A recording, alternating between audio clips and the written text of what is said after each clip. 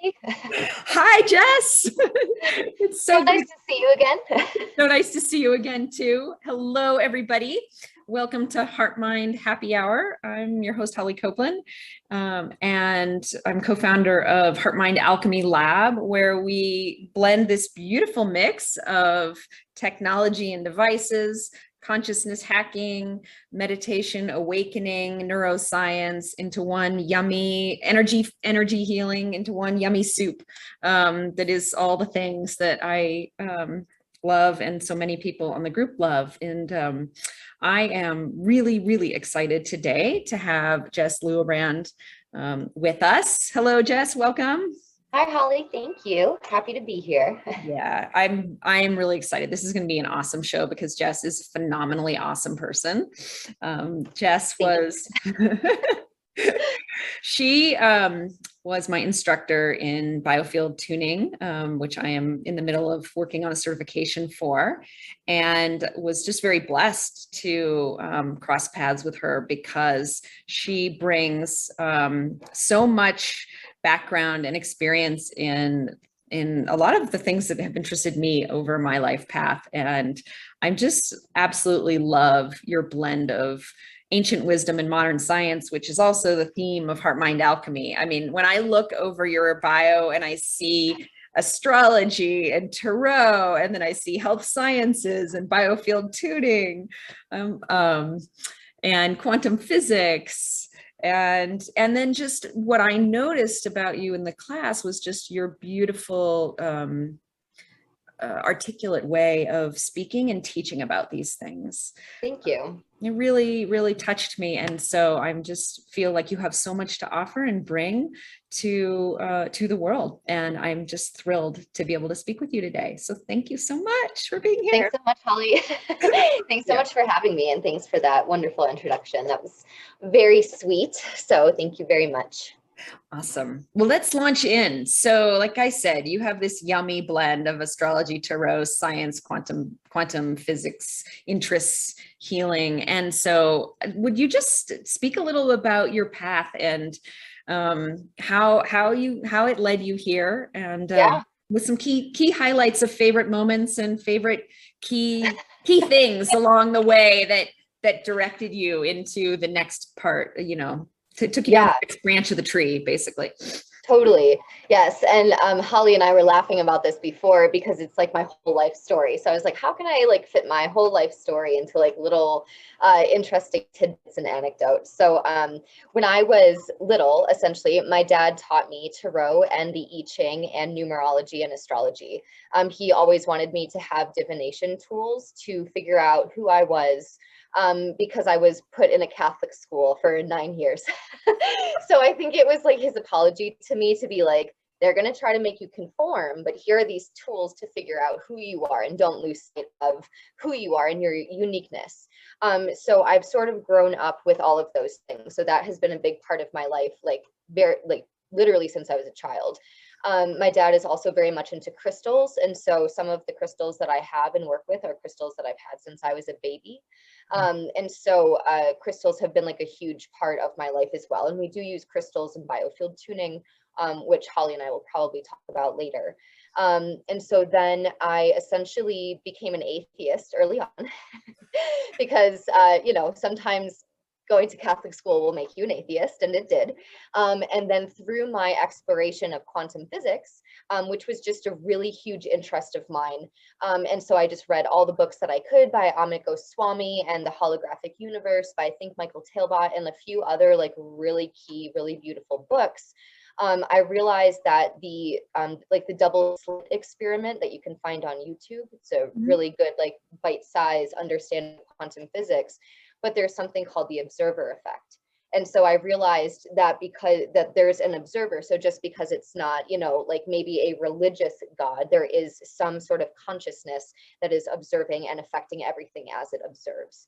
And so when I was in college, I knew that I loved the body. I loved the way it worked. It was just so cool, all the bones and the systems, and you have all of these complex systems that make up an organism that works pretty flawlessly, which was just so interesting. It's like, how can we be here by chance when everything, for the most part, works really swimmingly with all the other systems? So I knew I wanted to work in some sort of health field. I just didn't know where. So I switched my major about 1,000 times in college. Every month I was majoring in something else, but it was all within health sciences. And so what I ended up graduating with was a undergrad degree in health sciences. But before I graduated, I had really bad skin my whole life. And it was a source of wounding for me. It was just like really annoying to have terrible skin. And so when I was in college, I went to the dermatologist and he was like, yeah, I can like totally clear up your skin. Here's this pill called Accutane. And I was like, great, I'm gonna have clear skin. I'm so excited. And then I took Accutane for 9 months, which is as long as you're allowed to take it because it's poisonous. You're allowed to take it 3 times in your whole life, only for 9-month cycles, which with I think 9 months in between. So just to let you know how toxic it is if you haven't heard of it. And so that fixed my skin, but it broke every other system in my body. It kills your sebaceous sweat glands. So when toxins are trying to get out of your body through acne, if you stop that process, toxins are no longer leaving your body, they are now inside your body. So I became very toxic in my body. Luckily, at the same time that I was graduating college, and so it was like, do I want to continue with medicine, which seems to be maybe not good for the body, or do I want to, forge my own trail and discover alternative medicine? My dad had a naturopath when I was younger, and I saw him every once in a while. And when I graduated from college, I went back home and I saw him and he was like, you took Accutane? Oh my God, what were you thinking? And I was like, I just wanted clear skin. And he's like, it's so bad for you. And I'm like, I know, that's why I'm here to see you. And so he taught me about nutrition, meditation, visualization, stress management, yoga, like all of just like the soul soothing things.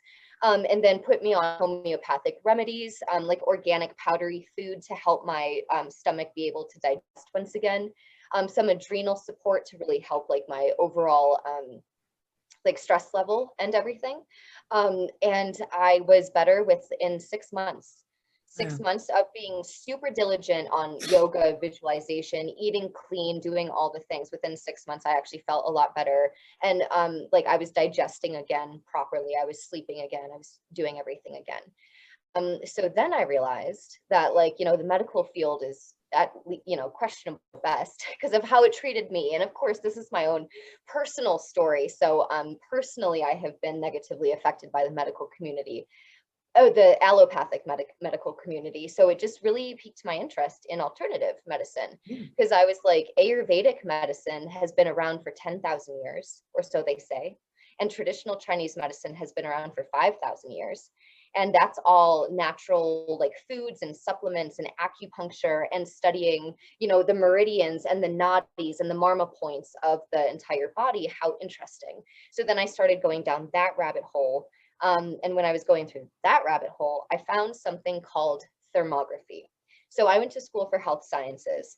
So arguably I should learn about, what's available to women. I was in nursing school just for a second, just because again, I kept switching my major. Not nursing school. I was in a nursing class for a nursing major when I was debating that. And we were talking about mammograms and all those fun things. And I remember that day because I was like, wow, that sounds awful. Like, why would you want to like squish your boob and radiate it at the same time? Like, that sounds like a torture device.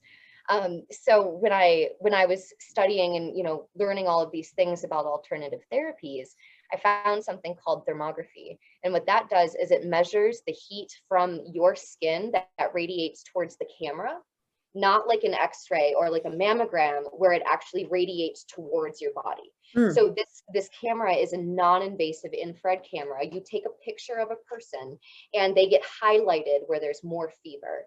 So if you think about women's health, if there's an active process in one breast, arguably it might be a different temperature than the other breast. And so it can screen for certain illnesses, certain inflammatory signals, because that's what it's looking for is inflammation. But inflammation is the beginning of any degenerative disease. So where you have consistent hot, warm inflammation in your body, eventually something might come from that.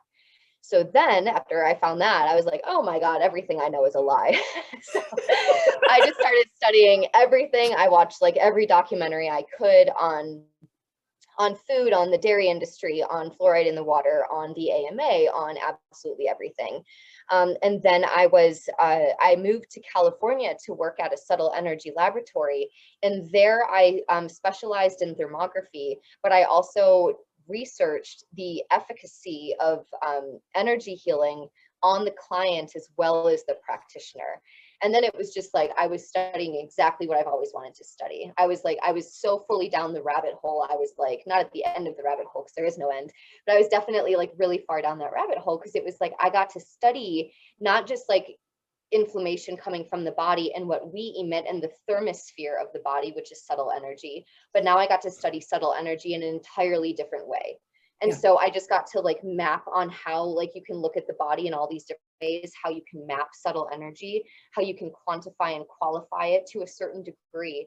And it was super interesting. So in my work at the Subtle Energy Laboratory, I was at a conference. We hosted a conference on our grounds because we were a part of a graduate school. And there was this really charismatic lady talking. She was just so cool. She was down to earth, and she was smart, and she was witty, and she captivated the audience. And I was like, who is this woman? I need to meet her. And I was working and I was performing some of the like the devices that we had. I was doing different scans for people and like telling them what I was just finding from the scan. And so I talked to her afterwards, and that ended up being Eileen McCusick, who created Biofield tuning. And we just became instant friends. And she was like, what do you do? And I was like, I run the lab, you know, next door. And she's like, you run a subtle energy lab? You research subtle energy? And I was like, yeah.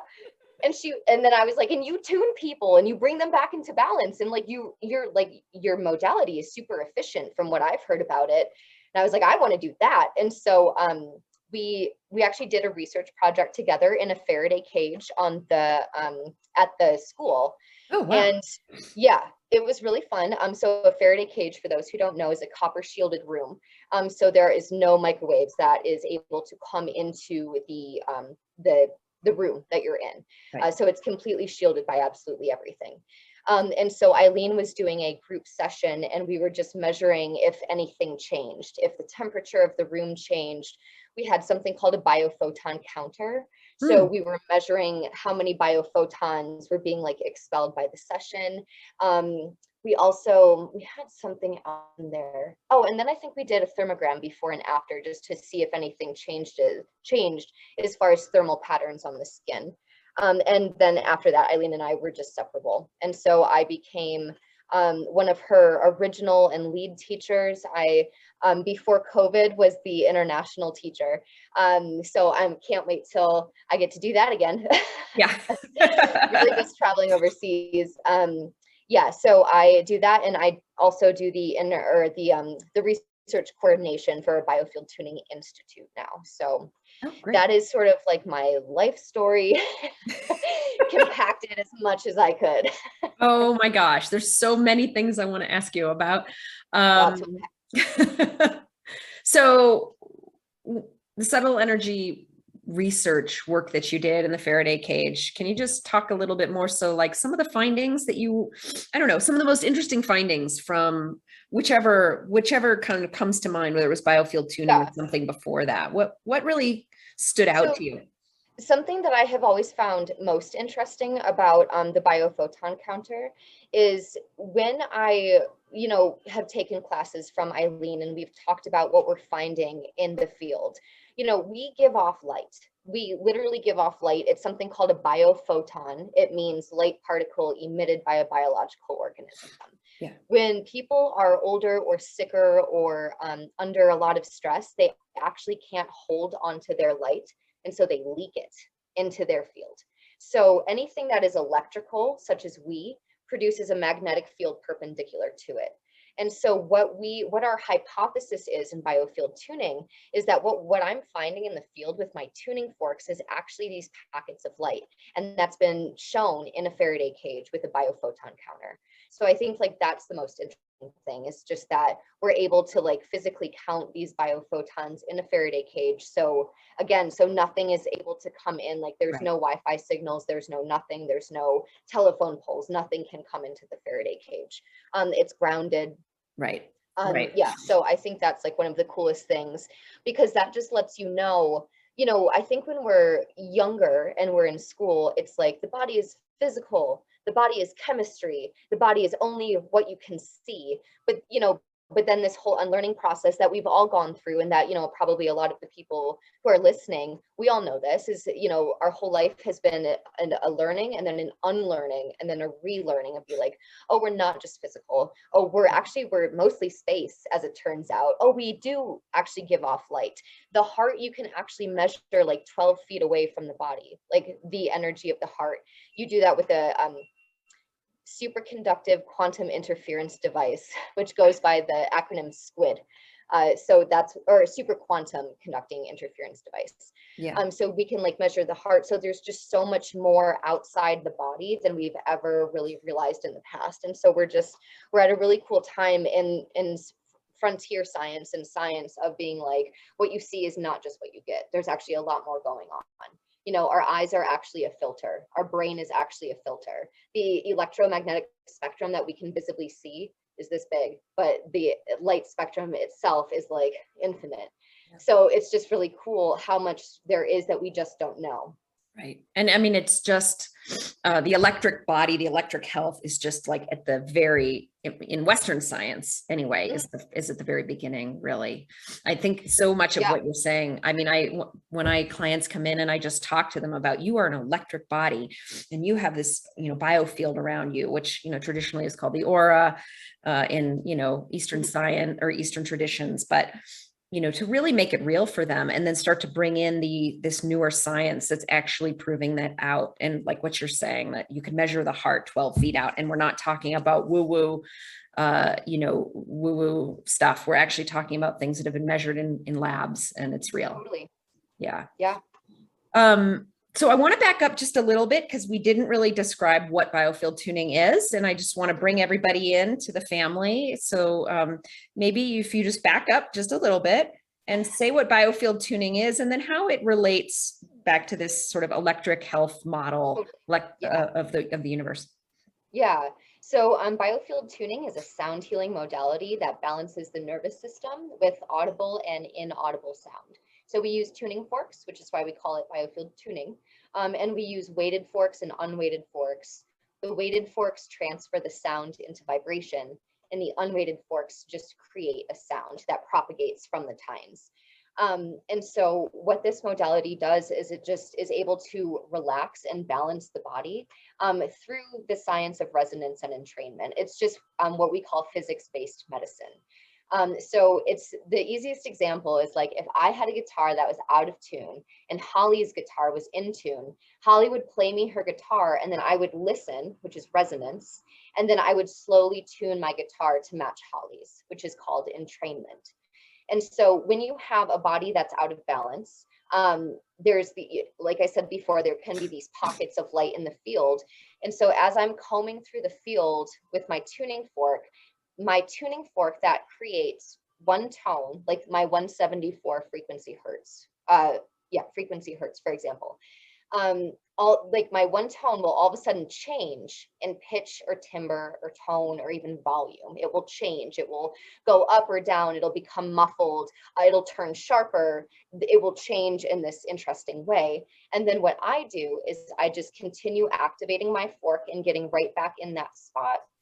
Activate my fork and I get right in that spot. And so what I'm doing is I'm continuously inputting a coherent tone, and that little spot of dissonance is resonating with my fork and then entraining to the coherent like sine wave that's coming off my fork. So we just use resonance and entrainment to balance the entire body, which just like really is efficient because it can help with physical symptoms. It can help with mental stuff, with emotional stuff. Because again, the sort of premise of biofield tuning with our biophoton hypothesis is like, say I went through a lot in my life, and say maybe around here, so the biofield, the edge of your field is like your birth story, and then like halfway through, I'll just say right here because it's on camera, say this is like half of my life. So I'm 34, so this would be 17. So say I went through a really horrible heartbreak at 17. So if you activated a fork and came in, that tone would change. And then what you would do as a biofield tuner is you would just tune, continuously activating your fork and inputting that coherent tone. And what you're doing is we're bringing these biophotons back into the body. So what I like to say is we're returning your sparkle to you. We're returning what you lost along the way because of unfortunate circumstances and things that were beyond your control. We're returning your light to you.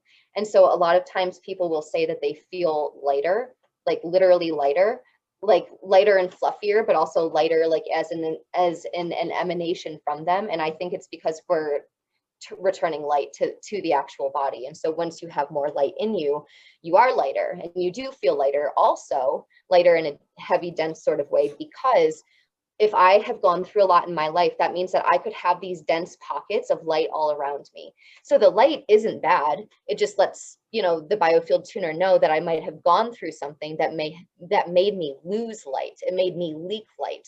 So when you bring all of these dense, light pockets in the field because of unfortunate circumstances, and you bring them back in, now my physical body doesn't have to hold these up anymore. So it's not that the things that we're finding in the field, they're not bad. They're just you. And it's just your sparkle that you lost along the way. So when we bring them all back into the body, you're no longer having to hold these densities. So life can become a little bit easier. You might find that your reaction to things or your reaction time is a little bit better, where instead of getting triggered and having a reaction, you might actually be able to take a breath in between that trigger and that reaction, because you're like, oh, do I want to do that anymore? And that's because we're moving all this light. So we're removing the tracks that were laid down early. And so we're providing an opportunity for someone to like make a different choice, or try to be better than the person they were yesterday, or try to move forward in a more graceful and present way. So again, what we say in biofield tuning is just that we tune out of tune bodies. We bring the body back into balance. And we just sort of like help people become more balanced so that they can be more present. And then, quantum physics has proven that the only thing that really exists is right now. And now that doesn't exist anymore. And right now is real. And now, so it's only the now that exists. So the right now in the present moment is where all of the magic happens. And so when you're more present in your life with your friends, with your family, with your loved ones, with everything, life unfolds in such a creative, beautiful way because you're present for it. You're not thinking about everything else. You're not charged because of all of these things that have happened to you. And you have all of this like little electrical lights in the field. And again, like the light that's in the field isn't bad, but it does have density and it does have a charge. So like, if I have a wounding, and I just like to use the color blue because it's very neutral. So if I have a wounding around the color blue, and I've never worked on it, and the trigger is like right here in my field, and it's just light. So the light isn't bad, but it's still electrically charged. Holly, say you come up to me and you're like, oh, I like your blue shirt, but my shirt's gray. And I'm like, oh, how dare you? My shirt's gray, and I can't believe you said that. But if you remove this like trigger that's in my field, and it's just a trigger because it has a charge, because it's electrical, and you bring my light back to me, that no longer exists, which means that tangle that I used to have all the time about people talking about the color blue, I'm not going to have anymore, because there's no tangle to get tangled on. There's no charge to grab onto.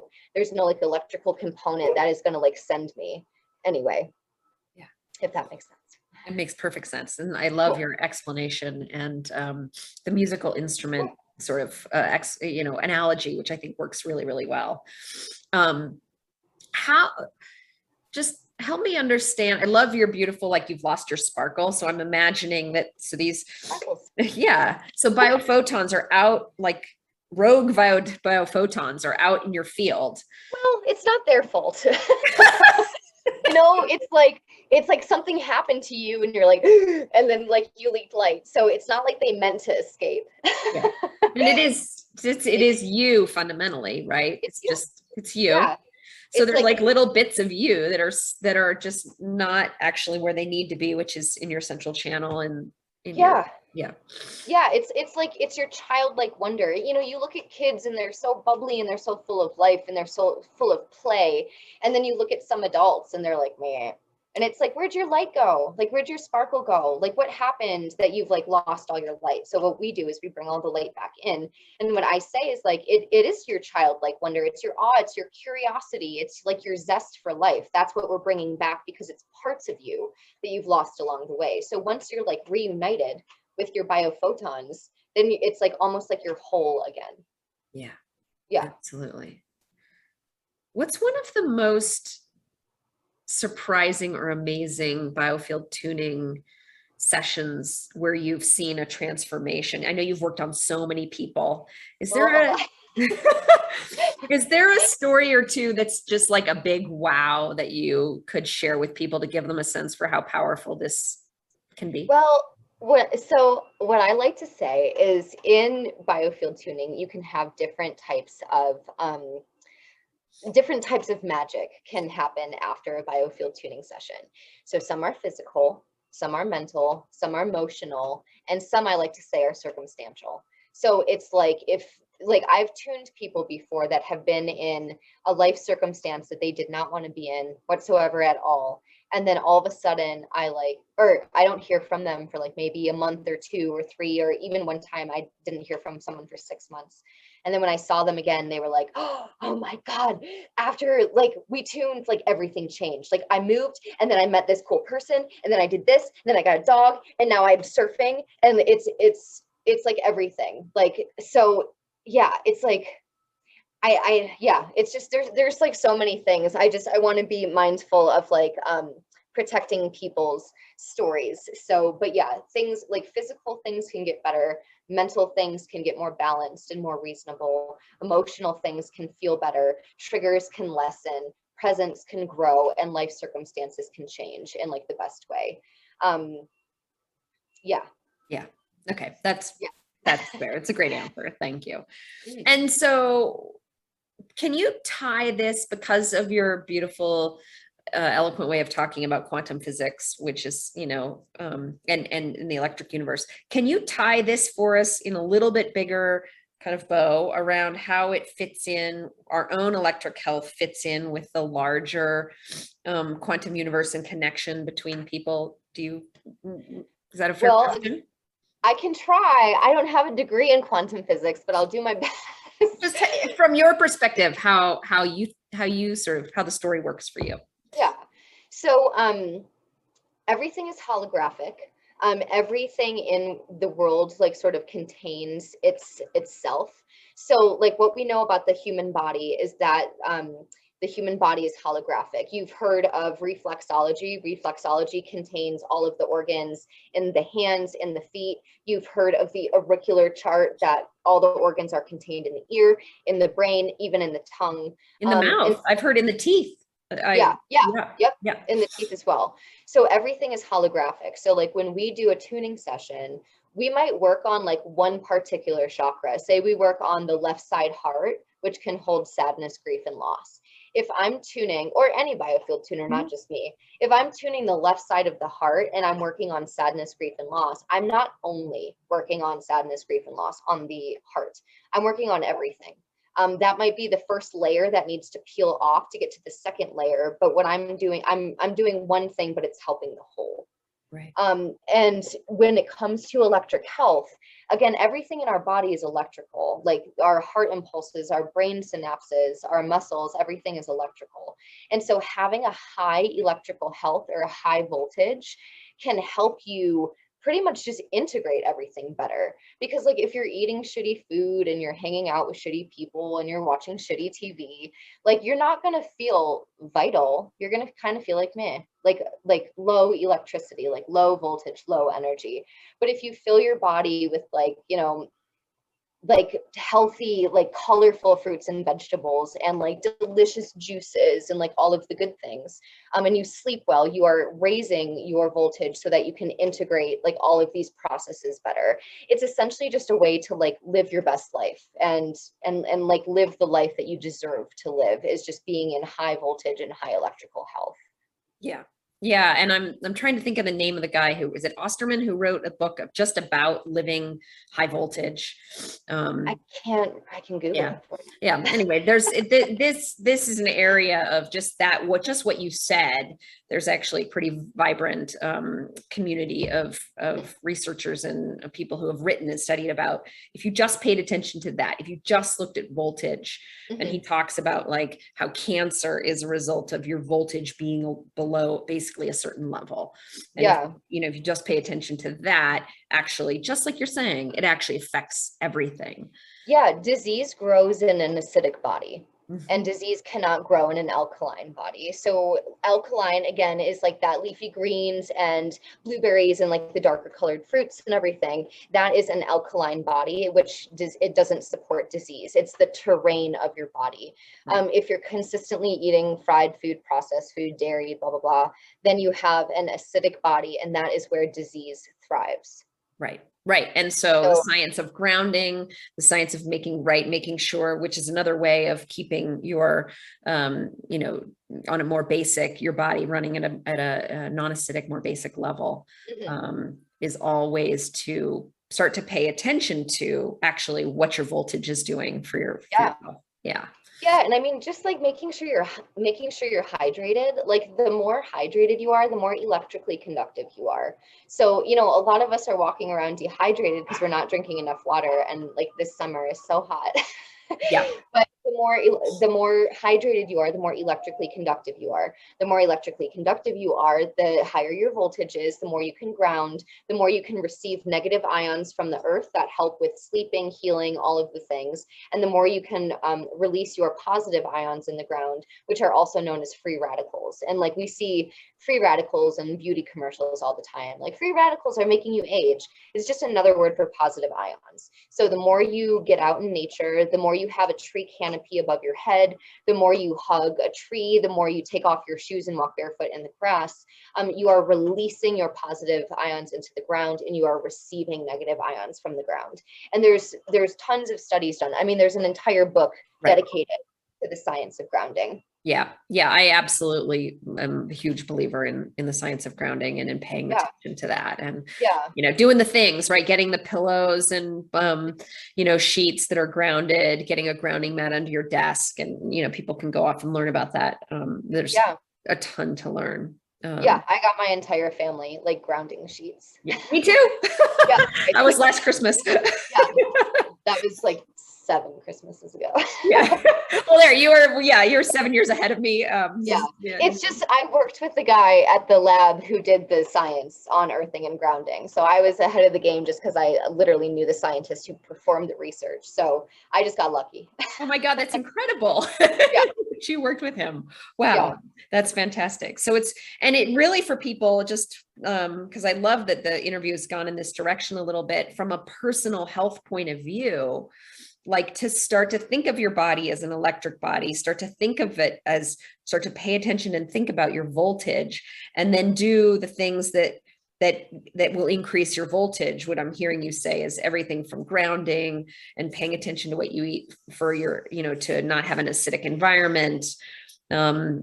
Anything else that I missed there? Oh, well, actually, I just realized that I didn't finish my like quantum physics thing from earlier. Yes, please. That there was something I wanted to say, but then I probably just lost my train of thought. I think it was in the holographic universe. It might have been. I might not be saying the right book. I'll put like the right books in. There's like 3 major books that I love a lot. One is like the conscious universe, the holographic universe, and then there's one by Amit Goswami that it might be one of those, but it might be a different book. So I'll have to look. But it's all about like the power of like belief and the mind. I'm sure, the people who are like watching and friends with Holly, like Bruce Lipton and the biology of belief is super important. But one of the best stories I ever heard, like case studies, was I think from Michael Talbot's book. And he was talking about this guy had all of these tumors all over his body. He was terminal, he was, you know, malignant cancer everywhere. He was about to die. And they were like, well, let's just give him a sugar pill and tell him that it'll cure him. And it did. And it completely cured him, and he didn't have cancer anymore, and all of his tumors literally dissolved and melted away, and he was fine. And then years later, he found out that there was like this study where they were doing that for like cancer patients who were about to die. It like came on the TV or something. It was like some study, blah, blah, blah, like 5 years ago. And he realized that was what he had taken. It was like that sugar pill, and all of his cancer came back and he died. Which is like insane. It's insane. Like he healed himself with the belief, and then he killed himself with the same sort of like flip side of the belief. Yeah. So like there's also this component of like believing you can get better, believing that you're not a victim of your circumstance and you can leave your circumstance. There's got to be like a drive there that like one of my friends who teaches with me, her name is Lori Rhodes. And she always says that when she is in a situation that she does not like appreciate, and it can be like a long line at the airport or like something like that, she just says, this is an unacceptable reality. And I love that. And I've been saying it ever since she told me that like 7 years ago or something. And so it's just like, you need to like have this like sort of like fire, or not need, I'll say, I invite you to have this fire that if you don't like your circumstances, believe that there's a different circumstance out there. One of the things that I teach my clients is if they say a limiting belief to me where they're like, I can't do that, I'm like, how about we say in the past, you couldn't do that? Because when you say, I can't do that, you're bringing can't into the present, but the present is what makes the future. Right. And so if you say in the past, I couldn't do that, what that opens you up to is the presentness that it could happen eventually. So if someone says a limiting belief, or I can't do that, or I suck, or blah, blah, blah, I'm like, in the past, you may have sucked, but right now you do not, because now is the present, and we can change everything in the present, and then that will build the future. And it's the same thing with, oh gosh, sorry, lost my train of thought. Something with, I'm open to the idea. So if someone says, I can't do that, I've never been able to do that, I invite them to say, what if you're open to the idea that you could one day? Because then we're not focused on the limiting belief. We're focused on the fact that we might not have it today, but we also might have it in the future. And then that sort of like builds on the possibility that you're the architect of your own life. Yeah. So in the past with the limiting beliefs, and then I'm open to the idea of the future sort of moving words and building. Like words are magic, and that's why it's called spelling. Like the things that you say, your body hears, and like your life will work around itself. So if you're like constantly complaining and like, you know, being bummed out about stuff, and you may have every reason to be bummed out about stuff, but if you try to like, I'm open to the idea, and, you know, have just like, it just takes like little tiny baby steps to start building like a better life. Like even if you're not in a good place, you can like hydrate. And then that hydration will help your voltage. And then maybe that will inspire you to like eat an apple. And then maybe it's just like, it's the tiniest like little baby steps to that take you from where you are to where you want to be. Yeah. Oh, yeah. That's fantastic. And you know, it goes along with what I tell my clients, which is your mind is the most powerful tool you have. It is. You know, it is. Right. Yeah. So it is all the power of intention, the power of will. It totally is. It's like, if you think you're not going to do well, you're not going to do well. Yeah. And if you think you are, then you are, because your body is listening to you. You know, we've all struggled with our like bodies and ourselves our whole life. And I have been no stranger to that. But I try to like, if I'm feeling like, I know I'm being really hard on myself, I try to like separate like the negative inner critic that's talking to me. And I try to like make it seem like, what if like my body is a child? Like I'm not my body. This is just the Jess avatar in this lifetime, but like I'm beyond that. I'm like, you know, we are all beyond that. It's just, these are the avatars that we come in with. And so I try to like take that negative inner critic sometimes and be like, dude, you're like talking to like a child. It's just, it's like this little human, like be nice to the little human. It's like doing the best that it can.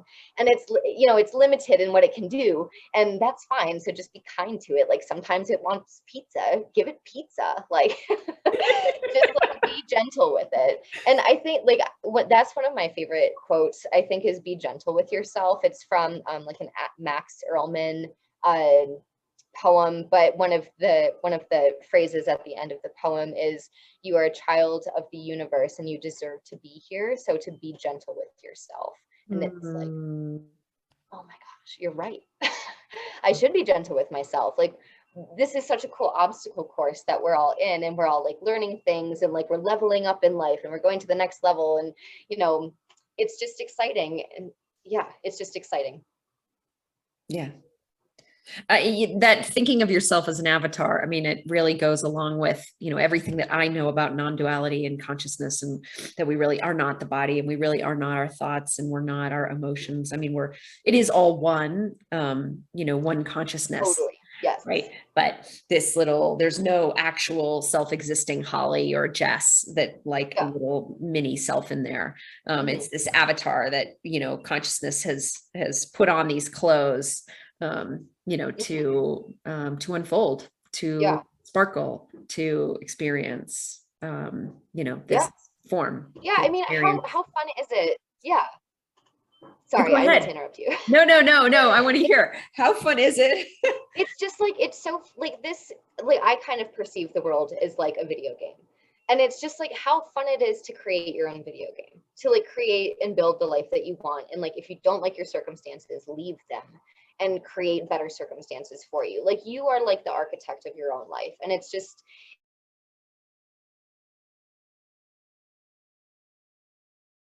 exciting.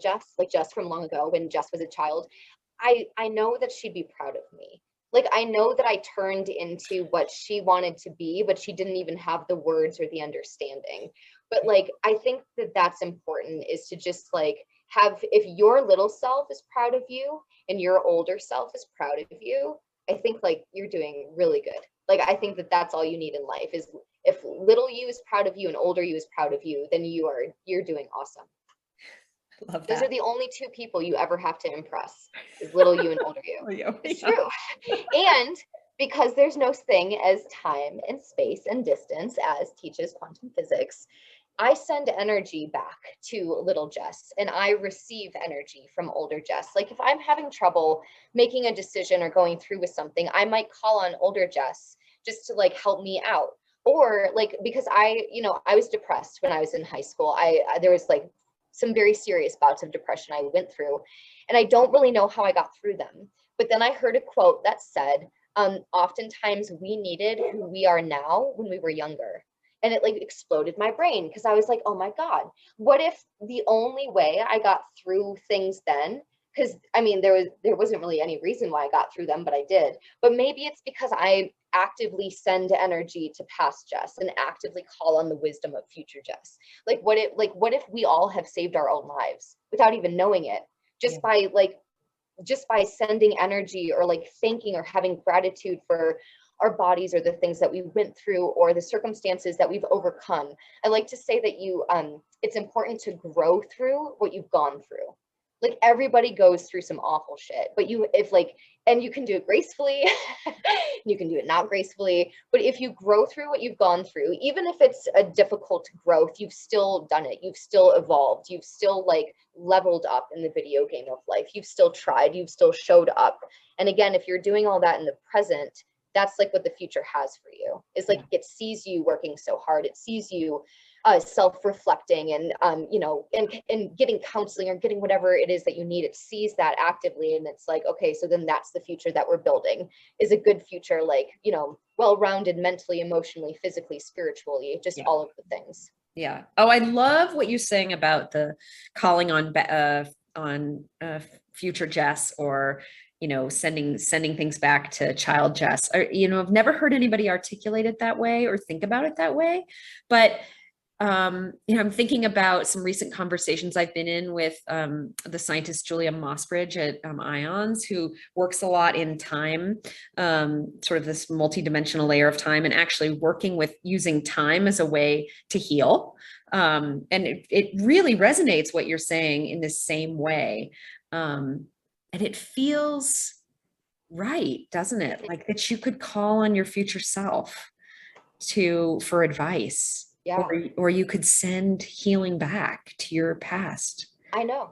It's just, it's such a cool thing, because it just makes so much more sense. So like the next time that you're struggling with a decision or struggling with anything, just call on older you. And just be like, hey, I need some wisdom. I need like 10 more years of experience of life to help me with this. And will you help me? Right. And when you think about what we know about quantum physics and how there really is this multi-dimensional layer of time, then that's actually not a crazy thing to do at all. Yeah. No, because she exists. Yeah. It's like, it's the same thing with like, you know, how quantum physics shows that there's no such thing as distance through quantum entanglement. Right. It's like, you know, you and I have had classes together, we've had sessions together, we have this together, like we're entangled. And what happens to one particle when there's quantum entanglement, it happens to like the other particle. It does not matter how far away it is. Like, that is cool. Like Einstein called it spooky action at a distance. And it's like, it's just such a cool thought. It is such a cool thought. Yeah. And, you know, for that matter, calling on other, I do this all the time in my healing sessions, is like actually call forth the quantum field, I'm dropping the name of it, the morphogenic field of, say, biofield tuning. And I bring Eileen into my sessions because her wisdom and your wisdom is my wisdom, you know, and any of us, right? Can we do that in our respective fields? We can call people we're entangled with and call them their wisdom. So the morphic resonance meditation that we do in biofield tuning comes from the work of Dr. Rupert Sheldrake, who is like one of my favorite scientists. And it's just so interesting, but it's like that organizing intelligence underneath the thing. So like, you know, and Holly, you've heard this before, but I talk about like chicken soup when I teach this part of class. Is like bone broth aside, chicken soup is chicken soup. It's just soup, you know, it's soup. But for some reason, it kind of always makes us feel better. And like our moms or whoever lived in the house with us, they made us chicken soup when we didn't feel good, and it made us feel better. But then if you look at the morphic resonance of chicken soup throughout space and time, everyone forever has always made some sort of soup for their loved ones.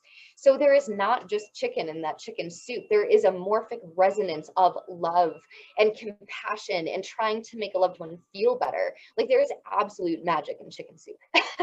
Or if you're, you know, vegan or veg, some other broth soup, but the intention is the same. There's this morphic underlying field that has all of these other things in it of like health and caring and compassion and kindness and wanting someone to feel better. So like but that's a sort of like a very tiny description of morphic resonance in the morphic field. So I would highly recommend that other people read one of Dr. Rupert Sheldrake's books, because he also has a great book called The Sense of Being Stared At, which is very, very interesting. And that sort of has to do with it does have to do with morphic resonance as well. But yeah, just like fun scientist to Google if you don't know him. Yeah, he's fantastic. I absolutely love him as well. Yeah. And his when I encountered him a few years ago, it just blew my mind. It's like, yeah, The Science Delusion is his book. The Science Delusion. But you know, I think, and I love your chicken soup example because it brings together in a very real, simple, day-to-day, like, you know, we're just going about our lives, making our kids lunches, you know, feeding, you know, trying to heal people when they're ill, you know, and this idea that, you know, we are all connected in this interconnected web of consciousness, and we can actually call on these collective things like chicken soup. What a beautiful, simple example.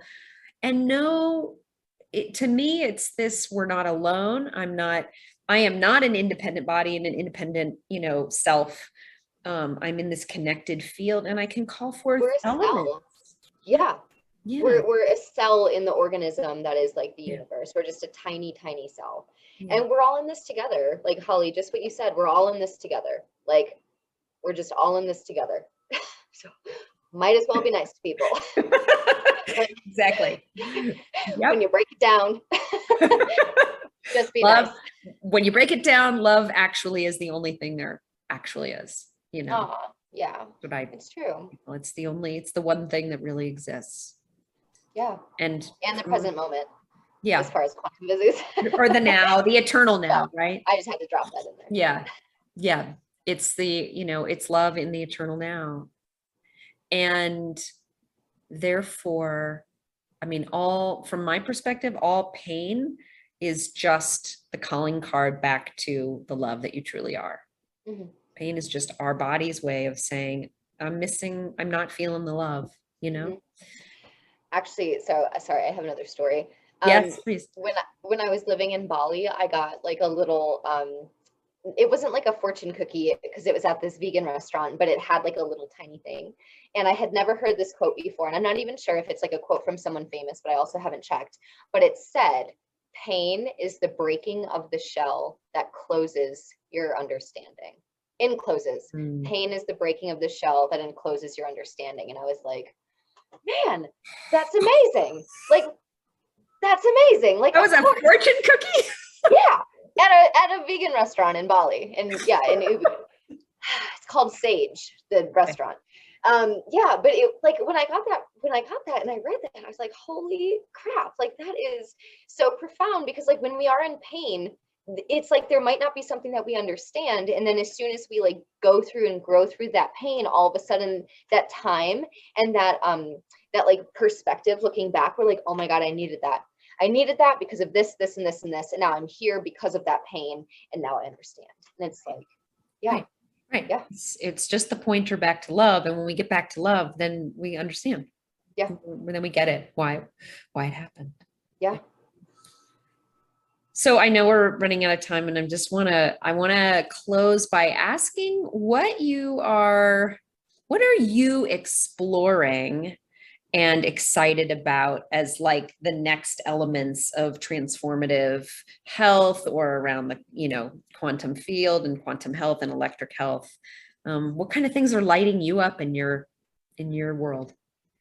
So earlier this summer, I took a voice class, like for singing, because I can't sing. In the past, I haven't been able to sing.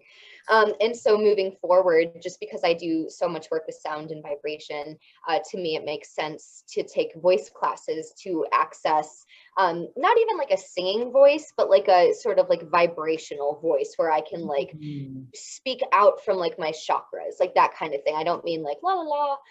Yeah. I mean like, really like resonating in all of my different chakras and that kind of thing. So the voice has shown, itself to me to be very important this year. Also, like I do, I call it sonic soul retrieval. And that is sort of all of my life's work, all of my life's experiences, training, like healing set, like it's everything that I've ever learned. I'm sort of like creating that, and that is very fun because I find a lot of past lives, and biofield tuning really doesn't cover that. And I think that that's really important to like go down there, because with biofield tuning, we talk about intergenerational and ancestral trauma, but like to a degree. And so that's something that I'm really interested in because of what we were just talking about, how we're all connected and how things can get passed down, and how something that happened to your grandfather may actually be like affecting you to this day. So I am like I'm diving way deeper into the subconscious with like past lives and that type of thing. And that has been like a really just exciting journey, because it's like everything that I've ever like known and done and experienced, I'm like kind of like putting that all together. So that's exciting. And then that's very exciting. Let me just pause and say, so I'm glad you brought it up, because I saw it on your website and I was like, whoa, sonic soul retrieval. That sounds amazing. It came to me in a dream. Really? It came to me in a dream, and I was like, that's what it's called. Like, that's the thing. That's what I do. That's my thing. Yeah. Yeah. So I was very excited. But again, like, my dream world is very activated and always has been since I was a child. So there's visions that come into that every once in a while that like really change the course of my life or really clarify something for me. So I've been grateful for that.